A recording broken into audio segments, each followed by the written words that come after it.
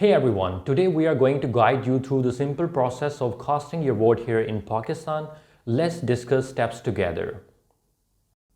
First thing first, if you are 18 years of age and have a national ID card number, you are eligible to vote. To verify the information, just simply send your CNIC number provided by the Election Commission of Pakistan to 8300 to verify the information. Now on election day, grab your original ID card with you, photocopies won't work for it, and join queue at the polling station. There are separate lines for male and females. Once you are at the polling station, officer will cut off your name from the voters list to ensure that no one else will try vote on your name.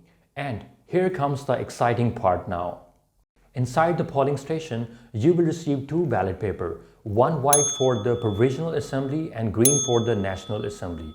And here times to make the decision.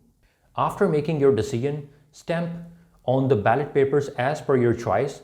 Just a quick tip, do not stamp all over the paper to avoid confusions, otherwise your vote might will rejected. Pay attention, once you stamped as per your choice, white paper will goes in the white ballot box and green will goes in the green box. So there you have. That's all about it. It's not complicated. All you need to do, go to the polling station and cast your vote.